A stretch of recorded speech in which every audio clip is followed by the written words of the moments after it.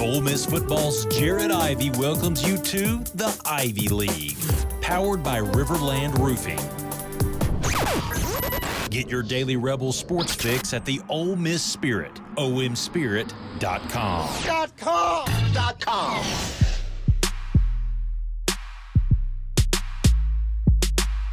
Hey Rebs, welcome to Ivy League, powered by the Ole Miss Spirit and Riverland Roofing. I'm here with transfer DN Chris Hardie. How we doing, bro? I'm doing good, bro. I'm excited to be here.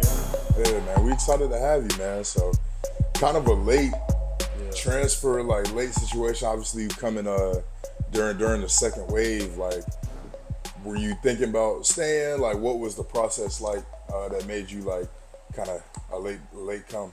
Pretty much, like, I was focused on staying. Pretty much, me going into the portal, I just really wanted to weigh my options. So, and then when I got in the portal, I saw it was a lot of opportunity out there. So, for a minute, I was caught in between leaving and staying. So it took me a while to get over that hurdle on making the decision, and ultimately I decided to leave.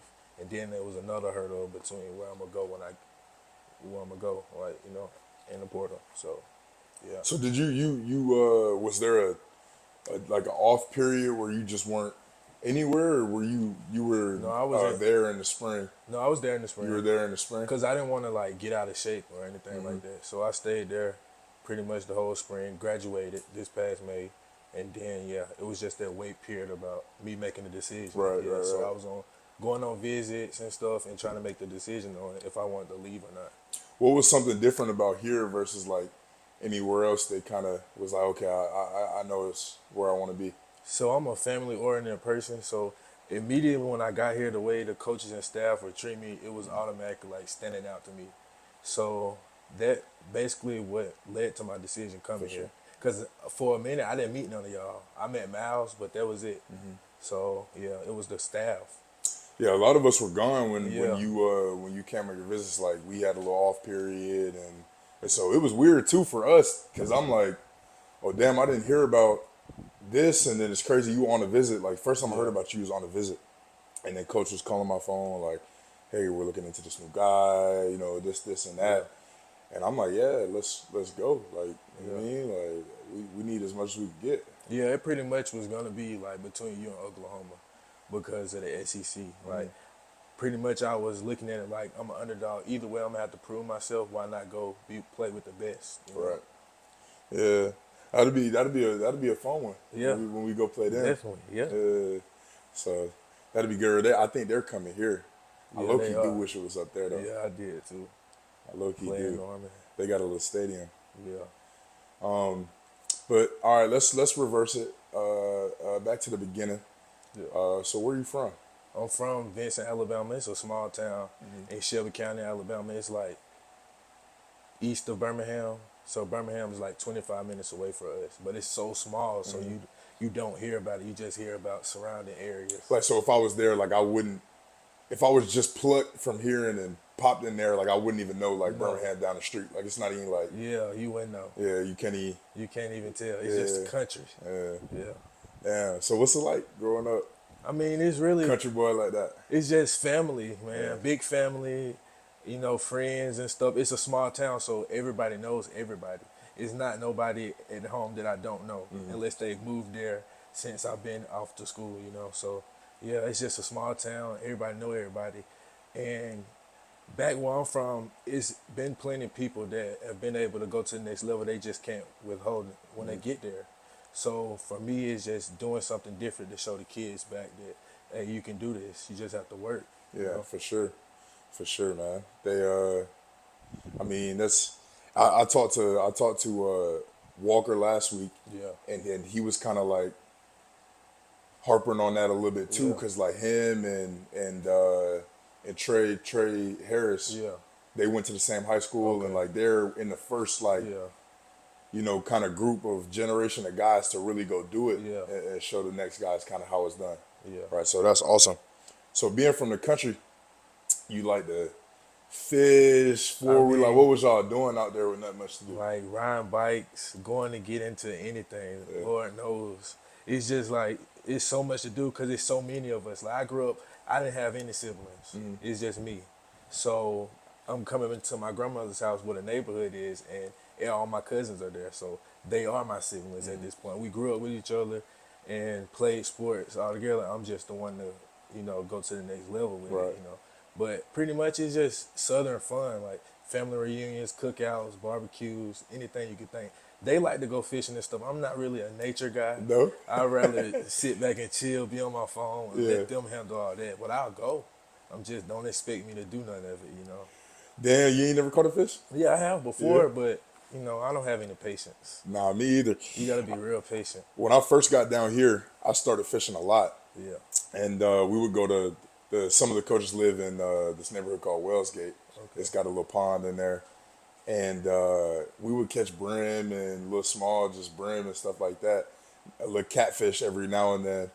But bro, like, it's exhilarating to me. Like, once you get one on the Yeah, line, like, yeah. it's like no Yeah. other feeling. But bro, just sitting there and waiting, not for me. Yeah, not for me. And then it's not like it's an exciting place to like just a lot of stuff to do. Like you're not Yeah. on a lake or anything. You in a small pond in the country, Yeah. so it's not nothing exciting about it. Then you have can't to- even, you got to move around. Yeah, you you can't have even to sit make your down. own entertainment pretty much. Yeah. Yeah. So being from small town like that, like, what was your high school team like? Like, what was it like? Did y'all play teams in Birmingham? Like, who was the comp? Like, how did you feel like? So we you played got your like name out there. we played like several different areas of Alabama, but it was mostly like 2A. And this is for football. Like we weren't that good at football. We didn't have a lot of good seasons. And I actually, when I started playing, I was an O lineman. And then by the time my junior year came around, I never took football serious. Like I hated football, honestly. I cried at practice. I was that kid. So it took me for a minute to adapt and realize that, hey, this is something you could really make some noise with. Like everybody's not able to do this, but you are. So around my junior year, I stopped playing baseball and I started running track. And so I got a lot faster. And my coach was like, how much are you in? I was like, 265. He was like, well, you're going to run the ball. Really? And that's what. Your junior year. Yeah. From And that's what O-line to running the sparked ball. it. Yes. Wow. I started getting touchdown and stuff. And a lot of people was noticing across like Alabama. Like I was going to news stations and stuff like that. But as far as recruitment, nobody was really committing because they didn't know where to put me. I had D-line film, but you could tell that I didn't know what I was doing. I'm just bigger than everybody. So that was the thing. I started getting recruited in my senior year pretty much. So what It were you was, like, playing your late. senior year? I was playing running back. You just playing straight running back. Yeah, pretty much. like I get in the game, my coach would be like, we need you on offense to score, so I'm going to save you on defense. Like, Right. we can hold it down. You just keep putting points on the board. So my film was limited on D-line. So how did the recruiting process go? Like, when did people start to get in, and kind of what were the conversations like So- for what you were going to be? So nobody really reached out to recruit me, but like Tennessee State came to the school and they offered me immediately after they saw a clip on Twitter that my mom had posted. I was running a 200 meter. And they saw it and they was like, hey, we want to reach out and You ran, like- show interest. Yeah, like Yeah. 660, 63, something like that. Nah. 20s, bro. Yeah, Come yeah. on now. So like, yeah. After Well, that, wait, hold on, it my was fault. really- I'm sorry to cut you off real quick. What is a good 200 meter? like the Olympics, they ran in 19 and 20s. In 200? Yes. Why I thought, what am I thinking about this, like 54? You talking about the 400? I'm talking That's about all the way 400. around. Yeah, that's too much yeah. for me. I'm about to say, That's too much for me. Because they used to, I ran track my freshman year, and they Yeah. used to, if you was missing practice and stuff, they used to throw you in the 400. Yeah, that's what my coach used to do too, and now I'm not a 400 guy. I But leave that to other people. back to what you were saying. Oh yeah, so recruiting, yeah. So the coaches were reaching out, but you could tell that they were just trying to learn more about me, you know. And then where I'm from, I don't know what my high school coaches were telling me because we didn't have a good relationship. So I didn't know what You and your head coach. Yeah, me and my head coach did not have a good relationship because I had so many. I went through like 4 coaches in 4 years. Wow. So it was hard for me to build a relationship. I'm just out there knowing that I got to do this to get to where I want to go. So when recruiting came around, my mom had posted some tapes on YouTube and Twitter, and they had saw them and they started coming to the schools. My first offer was from Tennessee State, but I knew I wasn't ready to like leave home. And then we just waited around because I was gonna go to Tennessee State if that was my only offer, if I wanted to play football, because I had grades to go somewhere and be on academic scholarship. Wow. So that's how I ended up at Jacksonville State. The next week he hit me up and was like he wanted to offer me, but I didn't get a lot of money for football, so they basically wanted me to be a walk-on. Pretty much. Yeah, But- that's insane. But it's still in Alabama, and they had a history of winning. Right. So my whole life, I've been a loser playing football. I want to go somewhere where they win. So I went there, and I earned a scholarship. Wow. Man, that's stellar. That's unbelievable. Yeah. Like, and then to end up here, Yeah. and for it to go all full circle like that is beautiful. So tell me about the transition to playing DN and like, you know, how you came along and what your development was like. So it was hard.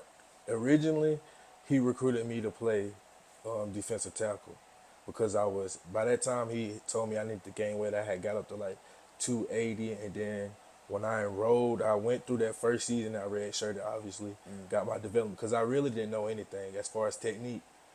I had to start from day one, scratch.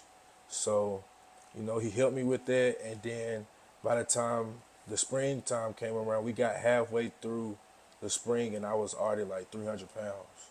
So I had moved to nose guard. And then I was playing nose guard, and COVID hit.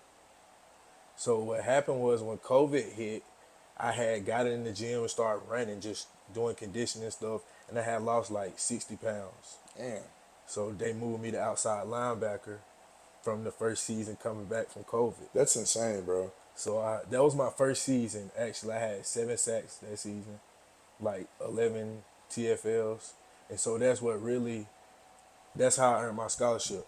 But So, go ahead. I'm sorry to cut you off. You good. Like so when did you start to feel it, to like feel comfortable and I know how to move my body and make this play, bend on the edge and stuff, because you have a real bend. Yeah. You dig what I'm saying? Even then, I still didn't know what I was doing. I just know my coach liked people who make plays. So I don't know if I'm making a play and I'm doing it the wrong way. I just know I'm making a play. Right. So my film was decent because I'm making plays, but I wasn't doing it right.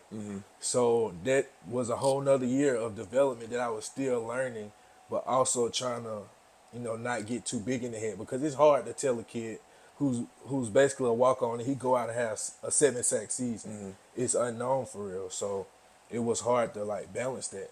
So the next season, that's the season we beat Florida State. Oh yeah. But we had a trash season because we kept the hype from that game instead of finishing the season. So I felt like that was my worst season. I took a step back, but I feel like I also learned that you have to consistently put in work to get to where you want to go. If you slack off and think, and become a complacent, then that's where it comes right back to you. Right back to you, bro. Yeah. Protecting homes and businesses from the whims of nature, you need more than just quality materials. You require Riverland Roofing. Licensed, insured, and certified, Riverland Roofing offers not only the assurance of excellence, but a tailored approach to your unique structural needs and budget.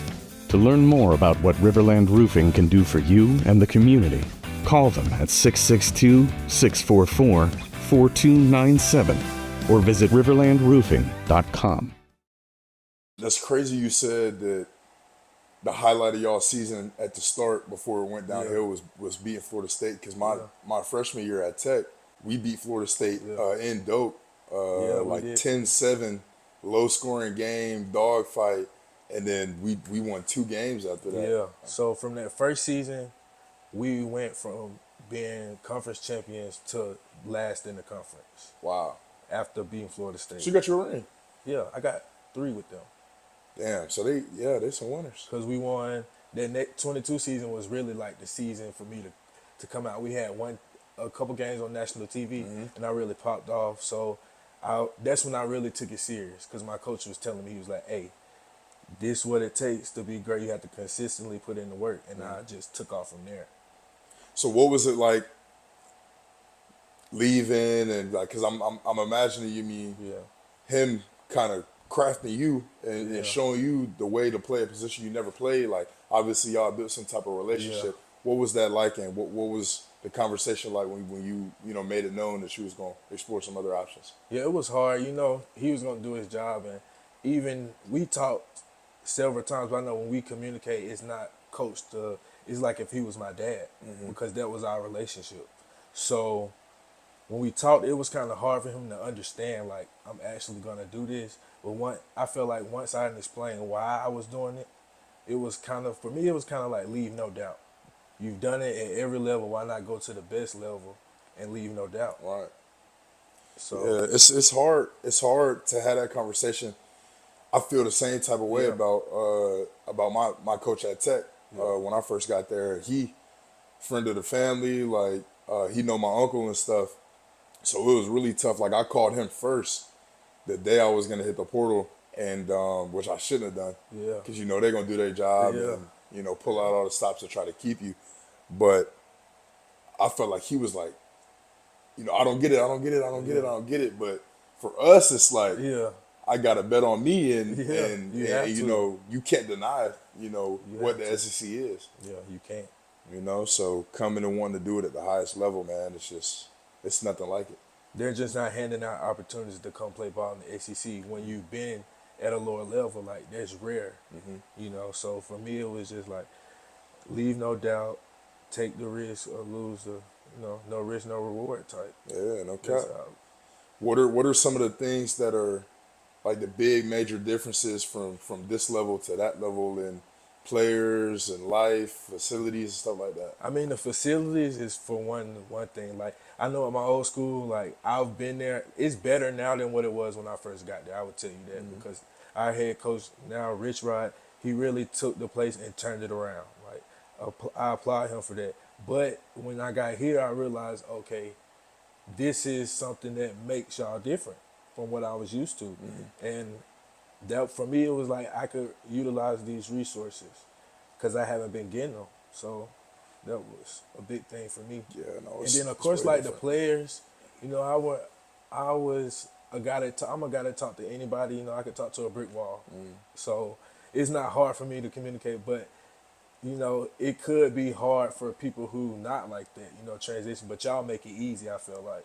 It's just, when I got here day one, y'all treated me like y'all have been knowing me for 2 years, 3 years. So yeah, it's so like, interesting about here. Yeah. Because when I went to Tech as a freshman, it was not like that at all. And it's like, it feels like you don't even skip a beat.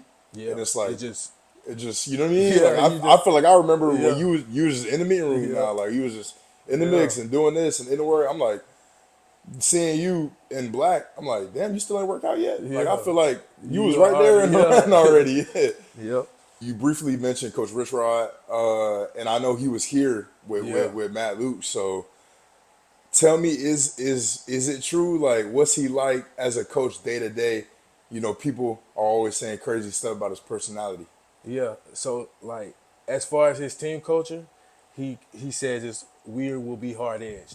That's just like, it just says it for itself, like hard edge, hard nose, blue collar. That's like the mantra of the program. Like that's our program thing. If you're not, then he don't want nothing to do with you pretty much because that's how he runs his program, and he's so like that's how he runs his program. He be getting in the players He's with everything. He with it all, Like he will, awesome. If he feel like we were wasting time, he will stop us right there. It could be raining, thunderstorming. He doesn't care. He's gonna stop right there and show you who the head coach is. Yeah, I can respect that. He don't call you out. He don't care. You could be the best player on his team, or you could be somebody who's not very good on his team. He will coach you the same. That's awesome. My high school coach was like that, like disciplinarian, like it was almost military vibes, like how structured and disciplined the whole thing was, but.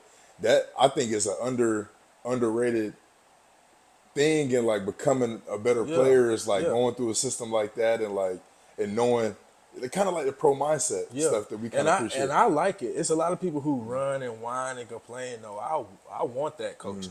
That's the type of coach I want because it's gonna keep me on the right path where I need to be. Doing the things that I need to do to get to where I want to be. Yeah. So. What are some of your early thoughts about Coach Joyner then, if that's kind of the vibe that you're used to? It's kind of the same for me. It's like high energy guy. It's like Coach Joyner is, I feel like we can obviously relate to him more because he's an ex-player, you know, and I feel like that matters because he understands like the things that we go through day to day and sometimes how we feel, you know, and that's important when you having a relationship with your players. Like I feel like you need to empathize with them at times, you Right. know, and you also need to, you know, let them know what's up. Yeah, So- it builds a different type of relationship when you know you feel like they can understand like where you're coming from and like open to hearing how you feel about how things is going. Because I mean, Coach Joyner like 31, I Yeah, think, that's what I'm saying. He's and so I mean he was just playing not even a decade ago. And the energy matters because you can't, I feel like you can't say you want us to be like this if you're not embodying that every day. And he does. So Yeah, just wait. that's a big thing. Yeah, I know. just- It's just getting started. It's just Just getting wait, started. it's gonna start to be. Yeah. It's almost like a hamster wheel, Yeah. but an automated one. You know, Yeah. Like he just pushing. Yeah. He He gonna gonna get get the stay on best the wheel out like it's like a treadmill with him. Yeah. You just gotta keep up. Like he got really just that much juice. What are some of the games you've got circled on your calendar for you know, obviously opponents you never faced in your life?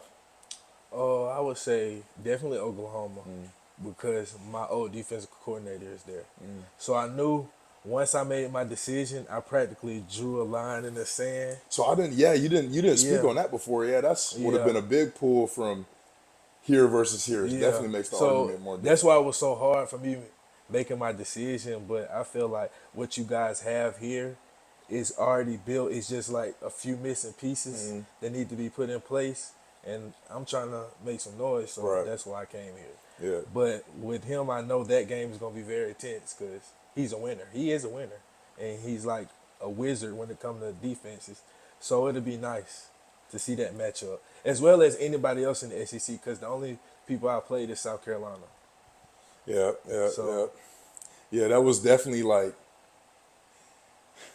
I want to say like an aha moment. You know, when you walk into Bryant Denny for the Yeah. first time, like it's just like I'm here, like Yeah. that's, you know what I mean? It feels something totally different, like especially from coming into college like during COVID and stuff like that. No crowds, Yeah, like that's- even when it wasn't COVID, like we had no crowds really like coming and walking into that type of environment, man. I'm excited for you. Yeah. And then for it to be on a consistent weekly basis, like when we get into the ACC play and it's every week, then that's what I'm ready for. That's what I'm most excited about. Yeah, we got to stretch, man, but I'm ready. I know you ready. Yeah. I know the fans is ready, man. So I'm just excited, man. We're around the corner. Yes, sir. Appreciate you coming on, fam. Yes, sir. I appreciate you for having me. No doubt.